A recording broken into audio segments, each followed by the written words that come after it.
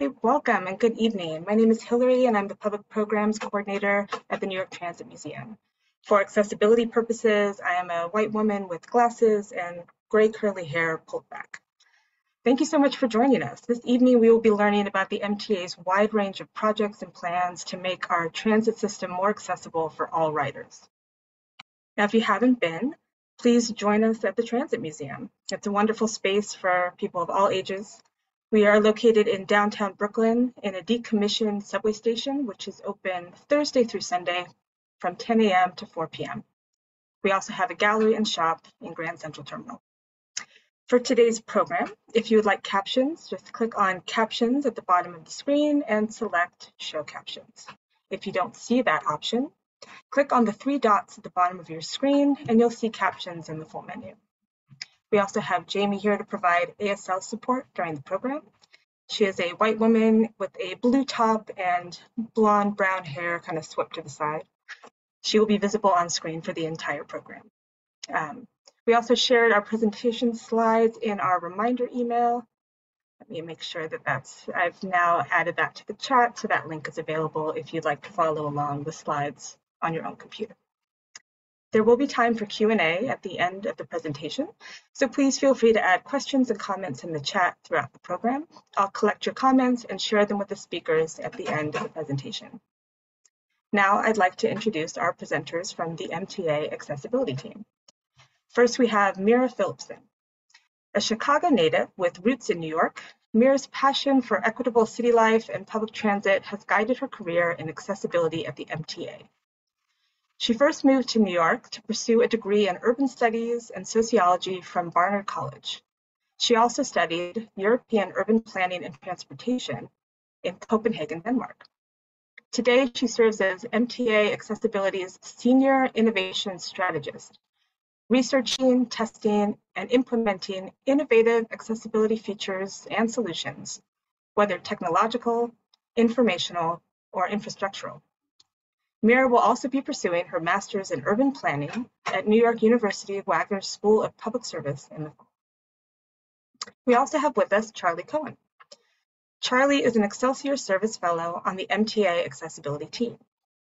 Born and raised in New York City, Charlie fell in love with the 2-3 train and the M66 bus, and knows the best way to get to a Mets game is to take the 7 train. Born blind in his left eye, he is working to make New York more accessible to all, and making sure anyone who uses public transportation can do so. He is a graduate of the University of Michigan and New York University's Robert Wagner School of Public Service. So now I'll hand it over to Mira and Charlie.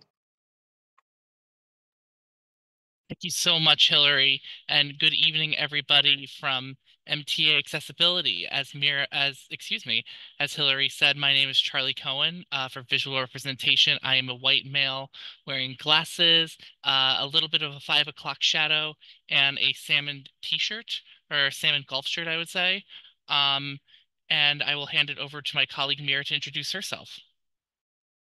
Hi, everyone. As Hillary said, my name is Mira Phillipson. Really excited to join you guys today for accessibility purposes. The picture on the screen shows me in a similar outfit, a black shirt, although my shirt today has some white design on it, a black blazer, and today I'm wearing glasses, whereas in the picture I'm not, and I have long red hair. So we're really excited to kick it off. Yes, we are.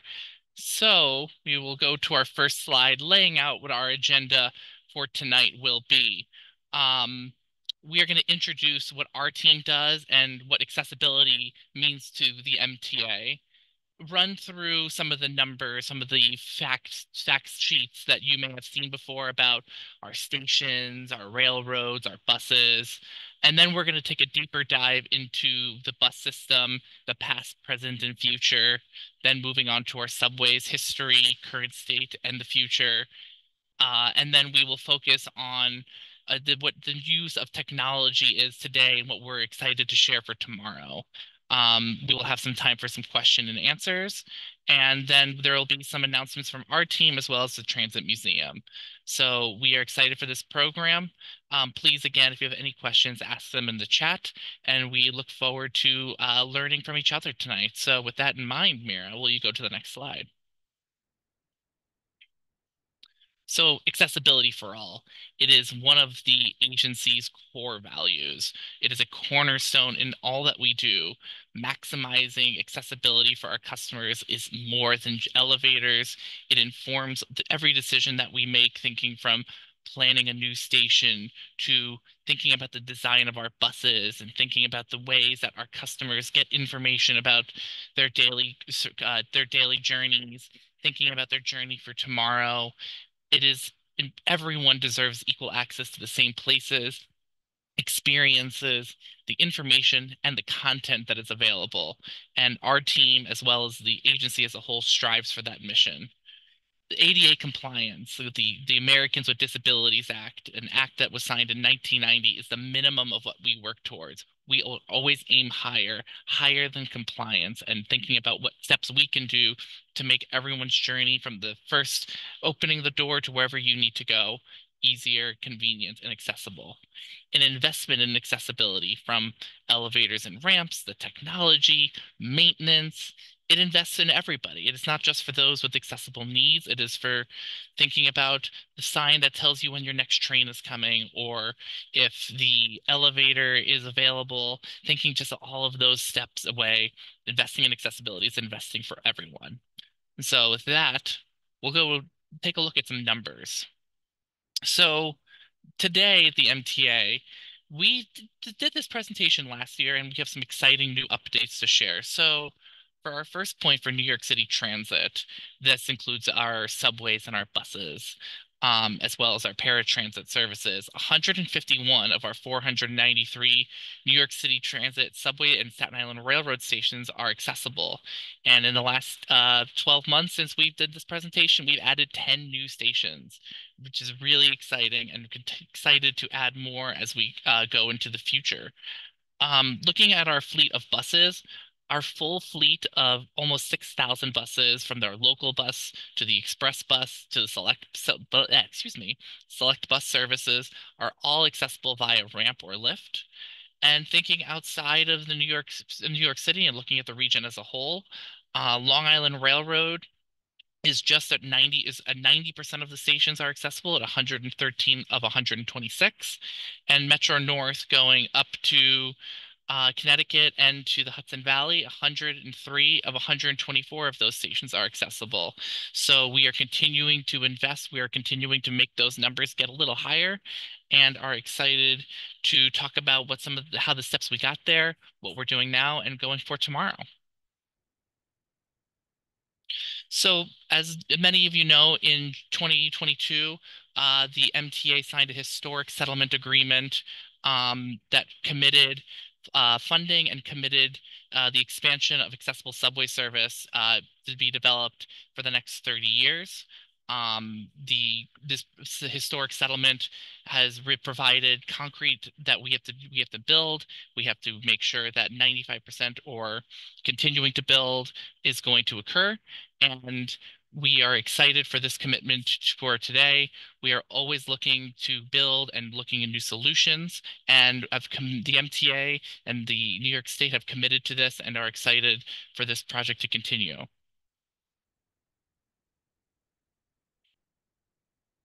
And now I'm going to pass it to Mira to talk about some of the history of our buses. Hi, everyone. So just going to jump right in to the history of our buses, and then we will move into some current bus stuff and what we're working on for the future. So really exciting, interesting stuff. I'm a big nerd on this stuff, so I love to look back at where we were and how we got to where we are today. On the screen here, you can see on the right side of the screen, you can see a full shot of an old RTS bus model. Below that is sort of a zoomed in photo of the RTS bus lift. So in September 1881, these buses were rolled out with that lift, and they were the first buses with any kind of wheelchair access in the system. This was before the passage of the ADA, as we know.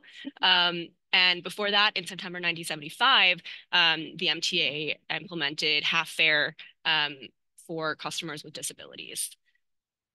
So then soon after that, Our first articulated buses were introduced. So those buses, sometimes people call them the accordion buses, are the ones with the little accordion in the middle, the extra long ones with at least 2 doors, if not 3.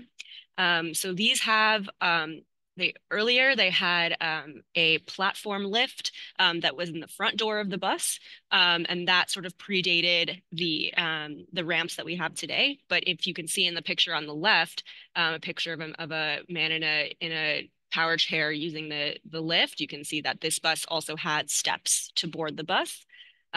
Similar to the RTS buses, which were not articulated. And on the right, you can see sort of a full shot of an articulated bus, which is an early model, turning down by where we are, near the Governor's Island ferry terminal. So in the years following, in February 1998, our first MCI over-the-road coach buses were introduced.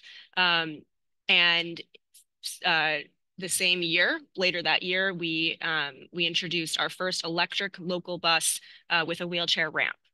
And then most recently, in May 2019, we retired our last high floor bus. So that was the RTS bus model, and that was retired as recently as 2019. Again, that had the lift in the middle of the bus. And similarly to our coach buses, which also have lifts in the middle of the bus to this day. Oops, I went backwards. So passing it back to Charlie to talk about buses today. Thanks, Mira. So our buses today, as Mira mentioned, that now all of our buses have ramps, but that does not mean that we can think of other solutions to make boarding and exiting the bus a little easier as well. Our newest bus models all have wider back doors as well as front doors, to make boarding a little easier, and to continue to ride a little lower, as well as having more contrast on the boards. As you can, in the image on the right, shows the ramp that is the image on the ramp is showing that there's a yellow and black, kind of the higher contrast model, as well as some signage on the door that also shows where the door opens, as well as where customers can exit from the rear of the bus. And so these are just some of the other investments that we're making into our bus system. And there's a lot of information on this slide, and so I will take it one picture at a time as well as describing it. So the image on the top left, it shows the Braille bus number, the identification of which bus that you are on. Every bus has this, so that if you have a complaint or want to give some positive feedback about your experience on the bus, you'll know which bus it is.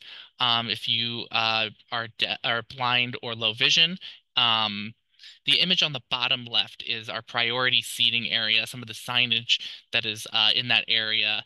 It is images both requiring the language that requires for if you are sitting in priority seating and somebody needs to use that area, that you are required to move, as well as a common courtesy message.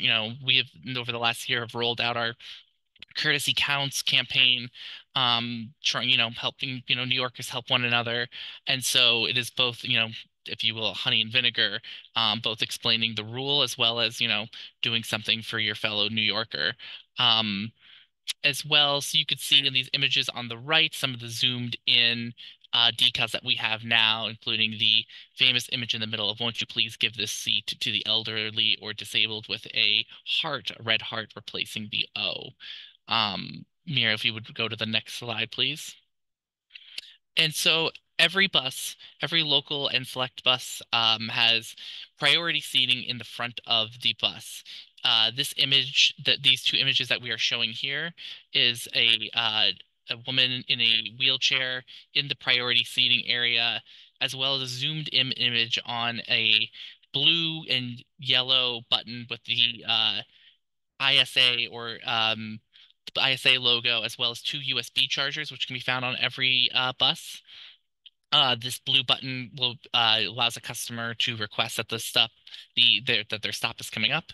It is the international symbol for accessibility, and every bus has this. There are 2 priority seating areas on each local bus. And again, we were talking about that it's not just the level of compliance, that's expanding access. So you will see on some of our newer buses, there is more flexi seating, as we call it, or seating that you can push up so that if you have a cart or if you are need a little extra room, you can push up these seats. To get a little more room onto the bus, you can see that not only are these areas found in the priority seating area, but they're found towards the back of the bus as well. You can one can pull on the yellow lever handle, excuse me, to get to those seats to push up, and then can push them back down quite easily. The image on the right also shows a diagram of how one can use the priority seating, but for those who need to have priority seating, your bus operator will be able to help you with that as well as securement. And a project that is near and dear to my heart, as this is one of the first projects I got to work on, is the MTA Open Stroller Program. This project was the creation of advocacy groups working together, from parental and caregiver advocacy groups working with our members of the disability advocacy community to create a program for on each bus. As part of the program, there's one area that a customer does not have to fold and hold their stroller, that they can board the bus with a stroller. As you see in the two images on the bottom, they can just leave their stroller unfolded and hold on to the stroller. The pilot started off with 7 routes on 150 local buses, and that started in October of 2022. And the second phase of the pilot in April 2023 saw that expanded to 57 routes and over 1,000 buses across the 5 boroughs. The first couple stages of the pilot, we saw about 80% positive feedback, which is a really great ratio, and we are excited to continue to see where the developments of this open stroller program continue to go. We will drop a bunch of links in an email, perhaps after this webinar, on a lot of this information should you want to learn more, including on the open stroller program. But if you have any other questions, again, please feel free to ask them in the chat. But this is just one of our many pilots that we're doing on board our buses, continuing to work with our advocacy networks on ways that the bus can be expanded for all, and accessibility for all can continue to be our mission. On the last slide, I believe, on accessibility today is our audio-visual information. So here there are 2 images. The image on the left shows our digital information system, or DIS. These 2 screens can be found on some of our newer buses. I believe there is a number that I can get for you on how many buses have this. I will get that after. But this will have information on your customer, where the next stop is, how long away it will take, if there are transfers to subways or to the railroads. That information will also be presented there. You will also find information on things happening with MTA Away, some of the other projects that we're working on, as well as things happening in New York City. Having this visual information is super critical. It goes along with our audio announcements that continue to go both automated as well as coming from the bus operator themselves. The image on the right shows our digital bus stop poll. This particular stop is for the B63, which is going towards Cobble Hill in Brooklyn. And as the image shows, that it is 0 minutes away and that the bus is there. And so even as something as simple as how far away your bus is, the access to the information on planning your trip while you are there is incredibly critical. These signs are actually run by the New York City Department of Transportation, but we work hand in hand on making sure that these polls have accurate information. They are fed through our same digital information systems. And you're just continuing to have information while you are there. And soon we will talk about information that you can get on your phone or on the computer at home. And I'm pivoting it back to Mira. So we'll move on now to some subways history and present and future. I'll go through some fun history of the subways, and then we'll talk about today and then tomorrow. So this is one of my favorite pictures here. On the right, you can see an old BU car, which is on display right now in the Transit Museum on their live tracks downstairs. That's one of many older cars that we have on display at the Transit Museum. You should go visit and see them if you can. So in this car, it has largely a wooden body, as well as cushioned seats, which I think are made of some kind of a woven material as well. And some of them are sort of side facing or internal facing, like the seats that we're most used to today. And some of them are sort of facing each other, which we don't even have in the system anymore. And there aren't bars to hold on to, but rather straps, which is actually, if anyone is aware, where the term strap hanger comes from, is that when you hold on to those straps back in the day. Also, we still have many of those on our buses today. So this is one of our oldest train cars here that I'm showing you. And most of the subway system itself was built before any federal laws regarding accessibility. Probably many that were federal laws regarding other types of compliance, which is why you see, such old stations in our system that either aren't accessible yet or may even not be feasible to ever become accessible. But with that said, we've done a lot of work, and as we've said throughout, continue to work hard to bring as much accessibility as possible, ADA plus, as much as we can. So there have been changes to the system over the decades, and between stairs and platforms, some stations have gone through major renovations. Some stations are quite similar to how they were originally. And I'm really excited to walk through that a little bit with you guys. So in September 1984, the federal government, New York State, and New York City, as well as advocates for New Yorkers with disabilities, all came to an agreement, and the MTA started to make designated 54 key stations to make accessible. So in 1988, we already had 4 stations that could be considered accessible I think I said already. I meant only 4 stations were accessible to customers with mobility devices or wheelchairs. So that was Canarsie Rockaway Parkway, Middle Village Metropolitan Avenue, Rockaway Park, Beach 116th, and the World Trade Center station. And most of these stations were in fact street level. So that was why they were accessible, was because they were pretty much at grade with the street, and there wasn't height to climb or go up or down. And so that made the access much easier. The image that I have here is one of our older pictures from the Atlantic Avenue station. This picture is from the Transit Museum archives. It's from 1975, and it shows I believe this is the IRT platform on at Atlantic Avenue. So that would be the 4-5 or the 2-3 these days. I believe this is the 4-5 platform though. And so in this picture, you can see folks going down the stairs to transfer to the DM or the QB. And you can also see a train that stopped in the station, an older train there. So moving a little bit forward, we get to 1990, the ADA is passed. And once the ADA was passed, all transit agencies needed to submit to the federal government a key station plan by 1992. So our original key station plan of 54 stations was then made to be, that list of 54 stations were meant to be accessible by 2010. Then in 1991, by 1991, the MTA had 20 stations that were considered accessible to people with mobility devices. In 1994, a new plan to complete 100 key stations was approved, and that deadline was 2020.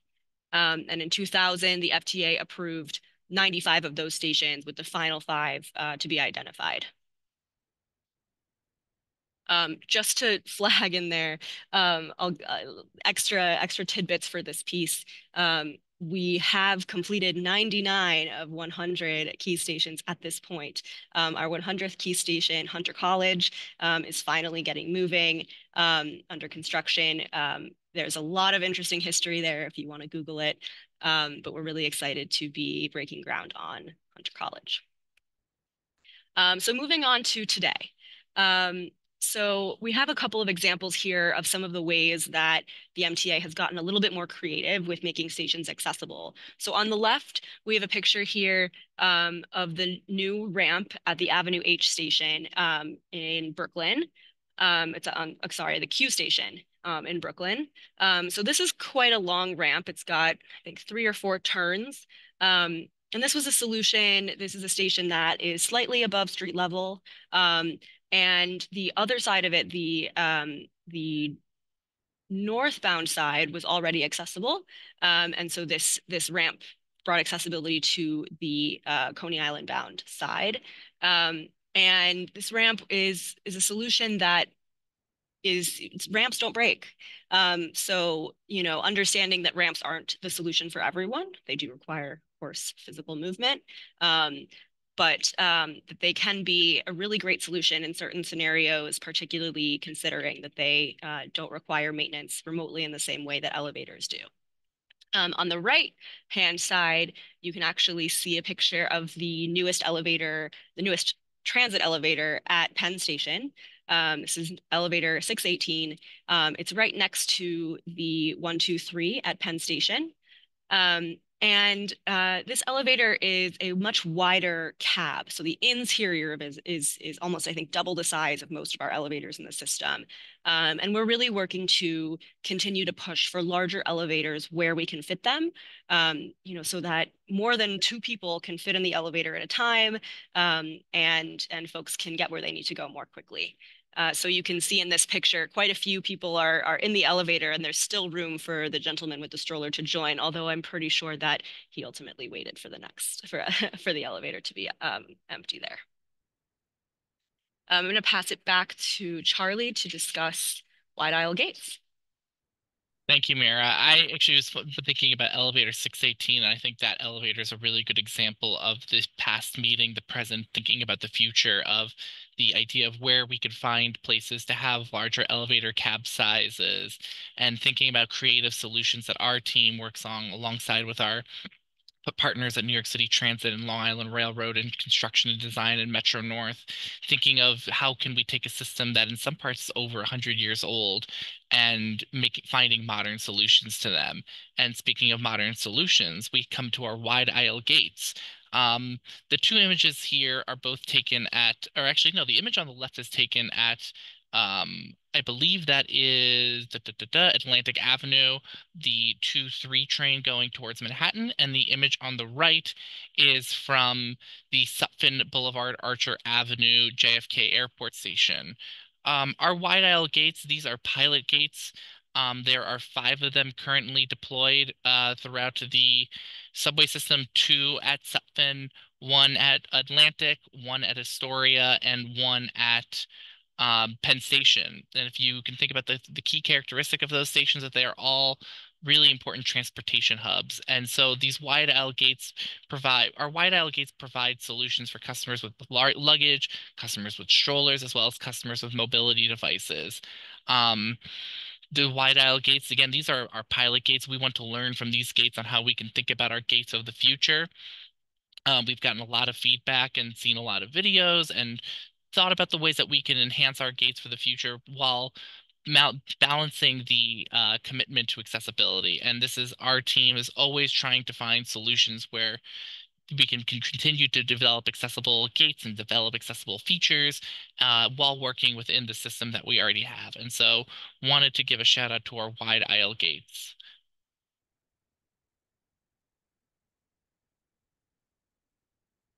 And yep.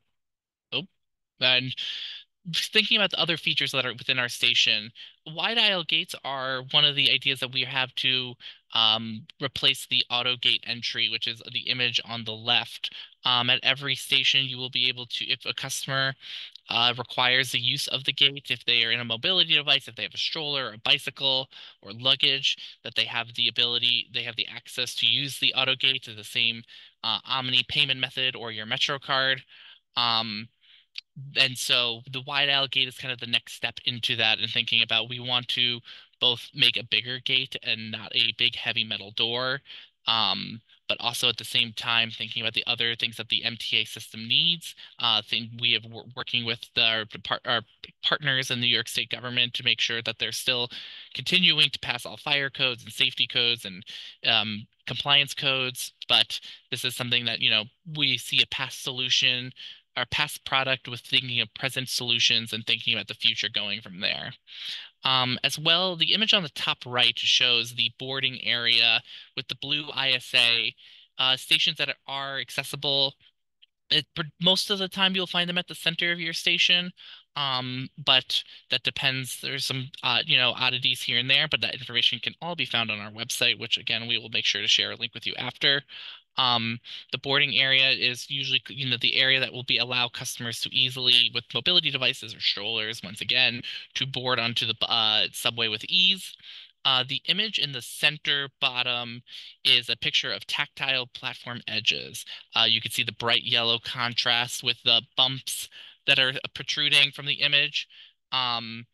These tactile edges are for those who are blind or low vision to be able to, if they use a cane, that they'll be able to feel the bumps in the grooves to avoid going close to the tracks. And they're also, again, for other customers, having that bright yellow contrast, making sure that, you stand away as the train comes, making sure everyone continues to be safe. And you can see them here in their bright yellow splendor. Though for those of you who have been to Chicago, so they have light blue ones. I personally like the yellow ones better, but that's just personal preference. The last image and the last topic on this slide that we'll discuss is our alternate accessible travel information, or AATI. The image that you see here is an AATI at the J Street Metro Tech station, I believe. Every New York City Transit elevator will have this AATI posted at each level, whether it is the street level, whether it is the platform level. And for one of our elevators with multiple 2, 3, or 4 stops, we'll have them at each level. So in the off chance that your elevator is not working at that particular moment and you're there and you're like, I need a solution to get somewhere else, this information will be able to provides you with where you need to go and how you can continue to use the MTA system even with a small hiccup. And our team works closely with other partners here at the MTA to make sure that we're using the most effective routing.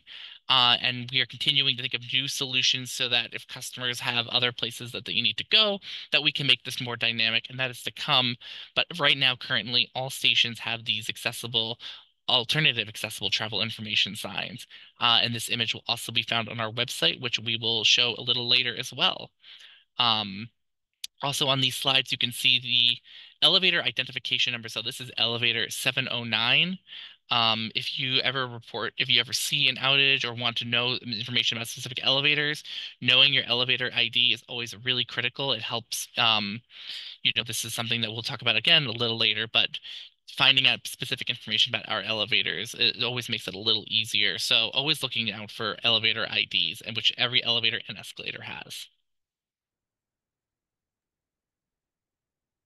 So moving to the inside of the train car, I have here on the slide 2 pictures of the inside of 2 of our newer, what we call the new technology fleet. So that's the train cars that have the blue bench seating. We have versions of them both on the lettered and numbered lines. So on the left side, I posted we included this picture to show the seating and intercoms. So each of these 2 ends of the train cars are considered the wheelchair priority seating areas on the train cars. So on the left, this train car does not have any seats at all. The seats were removed to create more space for customers with mobility devices. Other train cars in the new tech fleet have the flip-up seats that you can see on the right. You also see in this section in both pictures on the right-hand side of each area is a conductor intercom. So if a customer in the priority seating area requires assistance, that button is accessible and reachable to them to get that assistance. Then we have quite a few audiovisual features on the inside of our new technology cars.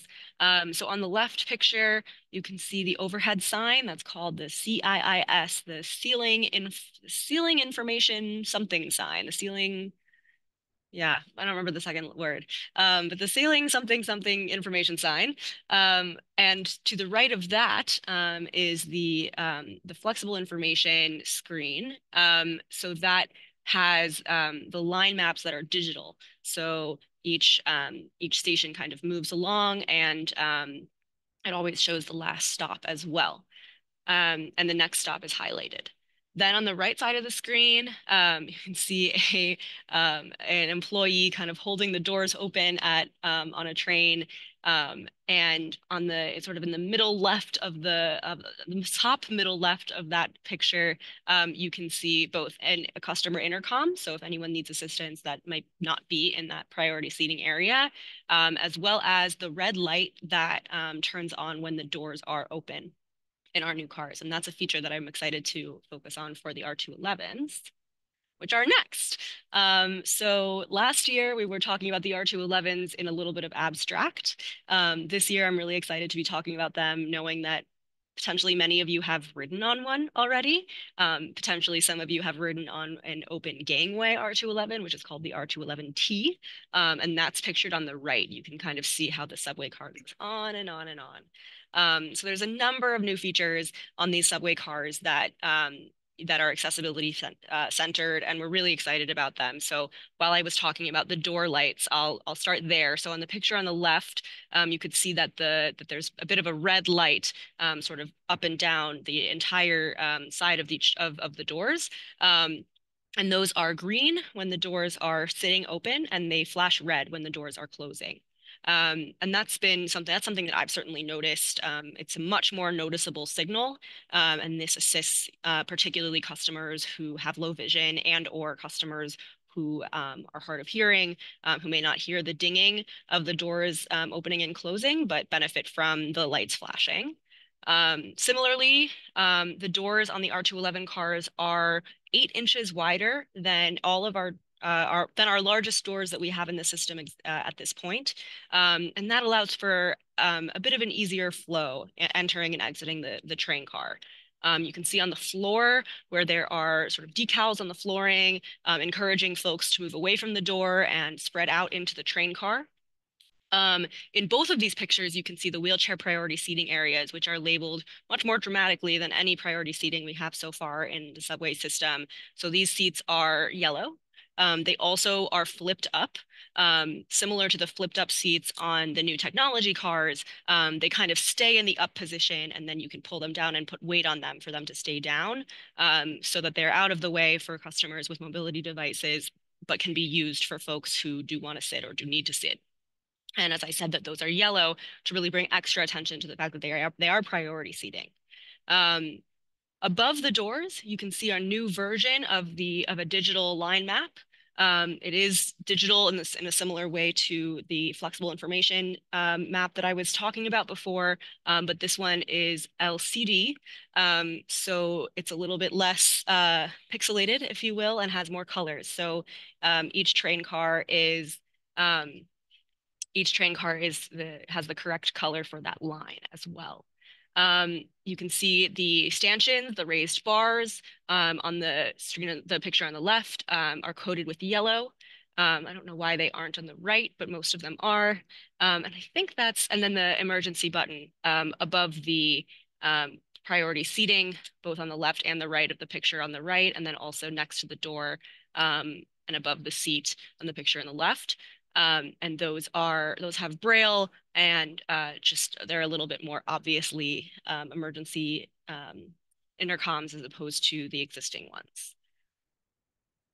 Moving on to our customer service centers, also Convo, which I'll mention.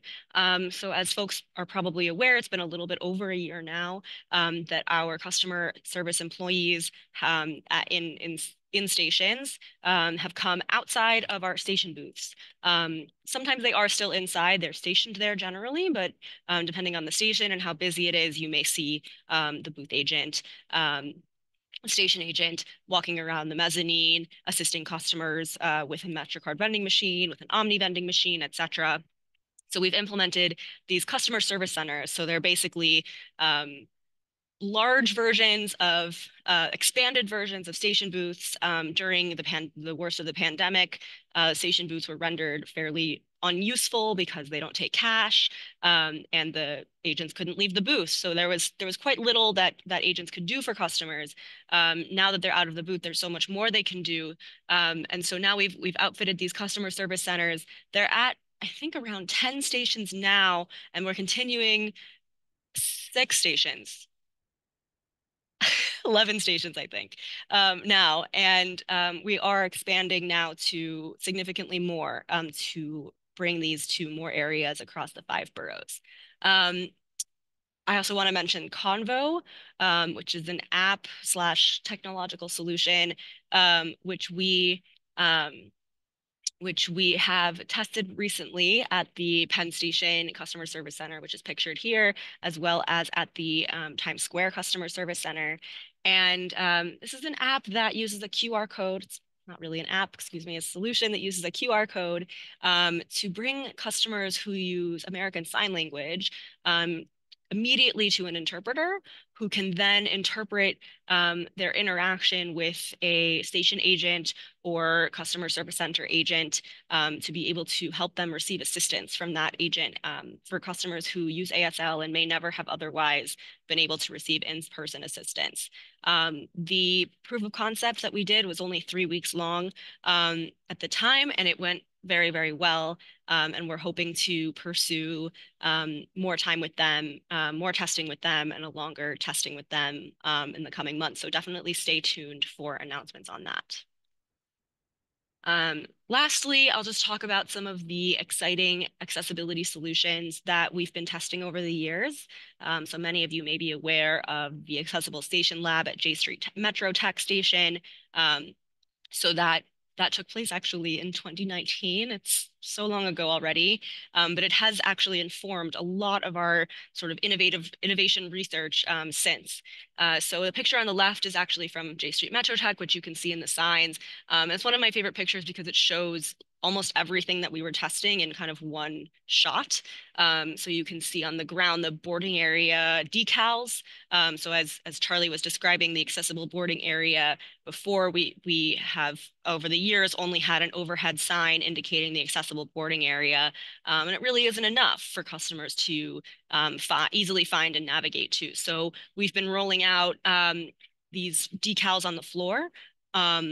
There are quite a few of them in Manhattan these days. Hopefully you've seen them and benefited from them. Since this pilot back in 2019, we've worked on new materials, more durable colors, etc. You can also see a tactile guideway in the picture as well for any person who's blind who uses a cane or a guide dog to be able to use that to guide them around the station. So that's something else that we're really excited to hopefully be doing more with in the coming months. So another exciting announcement to stay tuned for. Then in the middle here, we have a Braille line map for customers who use Braille, to be able to understand the full line and all the transfers in this example for the one line. And then on the right, you can see an example from Magnus Mode. It's called the app is called Magnus Cards, and this app lays out every sort of day-to-day activity. So in this example that I have on the screen, it's having a safe and comfortable ride. And it says this card deck will show you how to have a safe and comfortable ride. And you sort of click through the deck and you can learn more tips and tricks about navigating the system. We have added more content to the MTA content in the Magnus Cards app. Definitely download it and check that out. And we will be, again, this will be included in our follow-up email with all of our promised links that Charlie has mentioned. Moving on to technology. So we're going to switch the order up here a little bit. So starting off with the NaviLens app. Hopefully many of you have heard of NaviLens by now as well. And last spring, the MTA was awarded $2 million from the United States Department of Transportation to pursue further testing and rollout of the NaviLens app. This app is helpful for wayfinding for the blind. It also translates content into whatever language your phone is already in. And it also provides visual information. So on the screen here on the left, I have an image of someone's phone sort of showing the content that the NaviLens app delivers when you scan the code using the app. The app can scan codes from significant distance and angle. It will also tell you if you're at an angle if you are using that NaviLens app.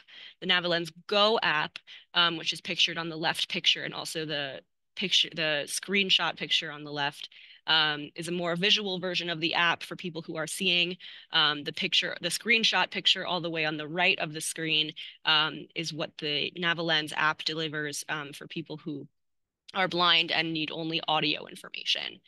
In the middle picture here is a piece of an advertisement where we show where we indicate what this code is and how best to use it.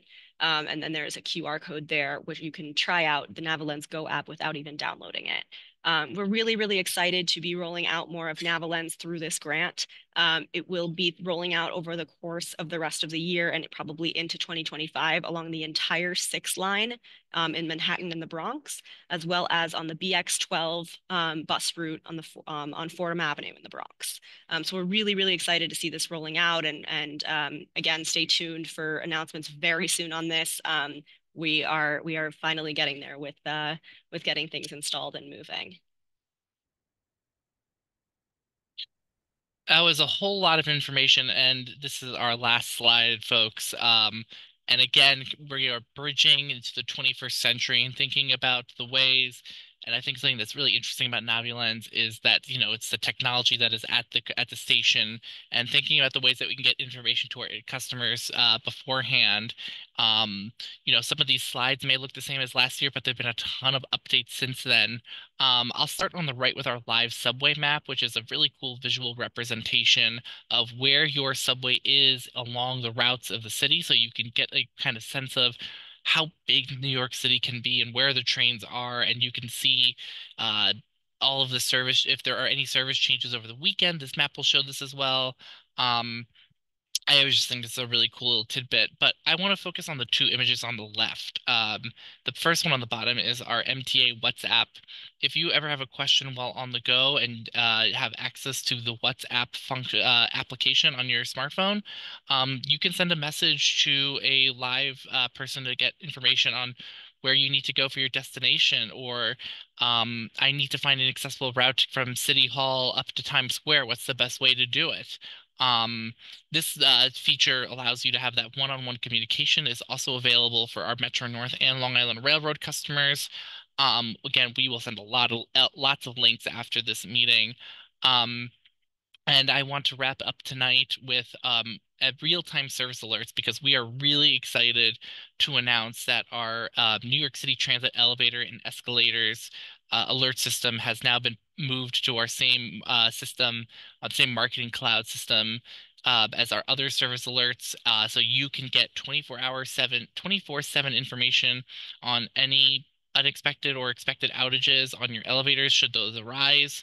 You can learn about the planned work and planned maintenance that needs to be done every month to New York City Transit elevators. Get information on when capital replacements of elevators may be done.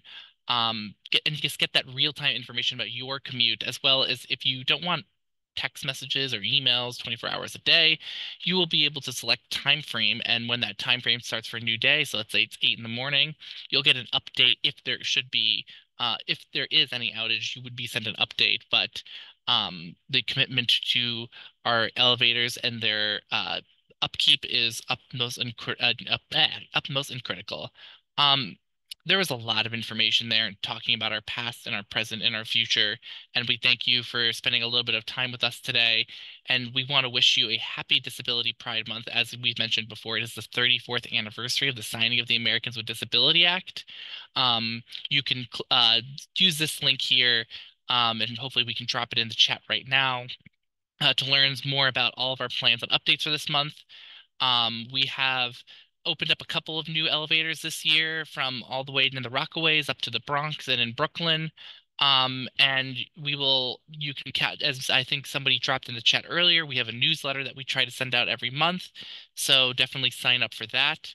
And with that, I believe it is time for some questions and answers. And so I know we have about 5 minutes or so for some Q&A. So if you have any questions, please drop them in the chat. And would be happy to take some questions while we are here. Yes, please please add questions to the chat. We're not going to be unmuting folks, unfortunately.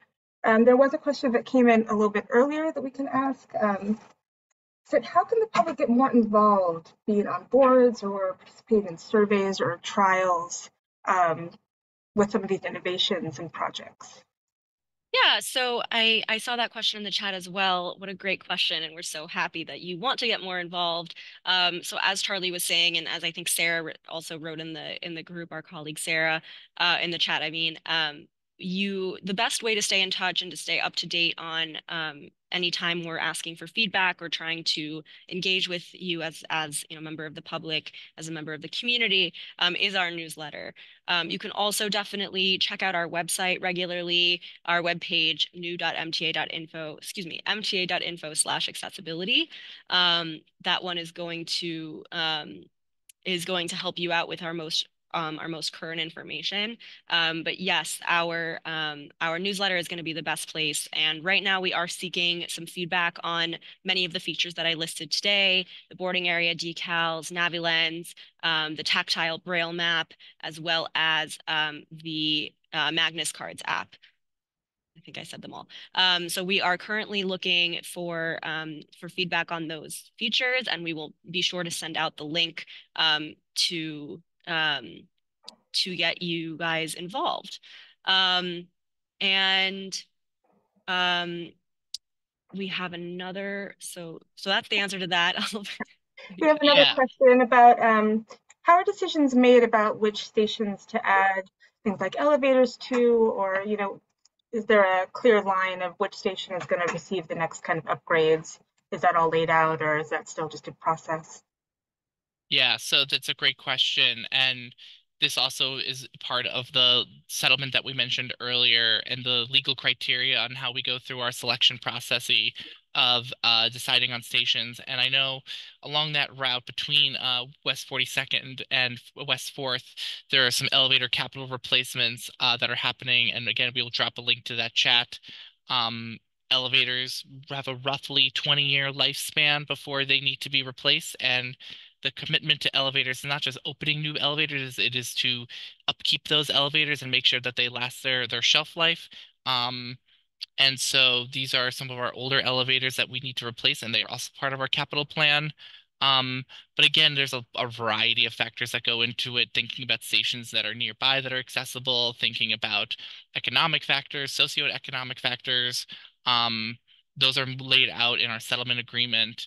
But it is a really good question. We take a lot of different criteria, working with a bunch of different teams and really smart folks here to make this plan as feasible as possible. Fantastic. Another question here. How does MTA integrate Accessibility AAR as part of its accessibility planning? So the MTA works with the Accessibility is part of the MTA. In case that wasn't clear, obviously we did not mention Accessibility in this presentation. So Accessibility is always going to be needed, right? Even if the entire system was accessible, there will always be customers who are unable to ride fixed route transit for various reasons. And we work closely with the paratransit division to ensure that we are both coordinating in terms of we do obviously have overlapping customers, making sure that customers have the information that they need, and any customers who do ride Accessiride and want to learn how and become more comfortable with fixed route transit, we have been working on making sure that there's access to travel training as well. And by access, I mean we're happy to refer to organizations who provide travel training. In the past, the MTA did have an agreement to offer travel training, and I believe it was partly with the Transit Museum, or that was a different program. But yes, we work closely, and in fact, the current acting vice president of Accessiride used to be the deputy chief accessibility officer. So we're right next to each other and collaborating constantly. I think probably we have time for just one more question, right? So that you can do your announcements. Sure. There was a question about kind of targeted supports or outreach to better serve older riders who may not identify as people with disabilities, but who would definitely serve to benefit from some of these services. Yeah, certainly. So, yeah, absolutely. It's sort of like what Charlie was saying at the beginning of our presentation today. We consider everyone to be our constituents. We are not an ADA compliance team. We work with customers who are seniors. We work with customers who have families and use strollers. We consider everyone to be our constituents, not just people who identify as having disabilities. And our team does work closely with both disability advocacy groups, as Charlie mentioned, but also with senior advocacy groups. We also, at the MTA, are very closely in contact with community boards and local elected officials to be able to make sure that we are connecting. And of course, we are in touch with other senior organizations as well. So we do make sure to try to make sure that we are engaging with seniors, especially in terms of keeping in mind that a lot of these technological solutions aren't universal. They're really meant to augment or add to physical solutions as opposed to replace anything else, which is an important note that I wanted to add as well. Great, thank you so much. Thank you, Mira and Charlie, for just this incredible presentation and for sharing all the really important work that you do and these great projects that are kind of happening and continuing to grow and develop in the system. We also wanted to take this opportunity as the museum to just share that we continue to prioritize providing accessible programming for our community. And we have a number of great programs that we just want to give a little shout out about as well. So the first is Subway Sleuths. This is an after-school program that builds on an interest in transit among 2nd through 5th grade students who are on the autism spectrum. It really supports their social interaction. Participants will get to explore the Transit Museum's content and collection and engage in transit-themed games and activities. Groups are facilitated by Transit Museum educators, speech-language pathologists, and special education teachers. Our next program is Transit Quest, kind of a camp that was developed for teens who identify as neurodivergent. It's a week-long summer program that immerses participants in Transit Museum content and provides opportunities to engage with fellow transit fans and guest speakers from the museum and the MTA. Behind-the-scenes experiences include nostalgia rides on the museum's vintage train collection and private tours of Old City Hall Station and other exclusive MTA sites. Next, Special Day is a really fun, free outing for the whole family. We invite children with developmental disabilities or those on the autism spectrum and their families to join us for transit-themed activities, performances, and time to explore the museum before we open to the public. Ready to Ride is a family event program for riders with disabilities to learn about navigating the subway system. Participants practice how to travel by subway in the safe environment of the museum, and they become familiar with MetroCards and soon Omni, turnstiles, maps, and conductor boards, and they role-play various real-world scenarios on board a subway car. That's a great program. So something to entice you to come to the museum. On view now is our exhibit Pure Vision Arts Express. So Pure Vision Art Studio, it's an art studio and exhibition space for artists with autism, spectrum disorder, and other intellectual and developmental disabilities. And so the exhibit at the museum features works from 14 artists from the studio focused on public transportation. And it's a really great collection, so definitely come check it out before it goes. Lastly, next Wednesday at 2 p.m., we are hosting a virtual program with Anna Zavarts, who will present on her new book, When Driving is Not an Option. Zavarts is a disability advocate who makes a really powerful argument about the need for transportation planning to keep non-drivers in mind. which is very much in line with our discussion today. We're also selling her book in the Transit Museum store. The program is free and you can register on our website. I'm going to include all these links to all these programs. You can look a little bit more and find out a little bit more about what we're doing. But again, thank you all for joining us today. Thank you again, Mira and Charlie. Thank you for our ASL interpreter working so hard this whole program. I want to also make sure to invite you to come to the museum. Again, we're open Thursday through Sunday, 10 a.m. to 4 p.m. in our downtown Brooklyn location. We invite you all to join us. You can reserve tickets on our website. And if you enjoy the program, you can also consider making a donation to kind of keep these programs going. I have some links in the chat as well. We hope we will see you at our next virtual program next week, again, Wednesday, July 17th at 2 p.m. That's going to be when driving is not an option. And hope everyone has a wonderful rest of your week and a great rest of your Disability Pride Month. Thanks so much for joining us. Thank you, everybody. Have a great evening. We'll see you all next time. Thanks so much.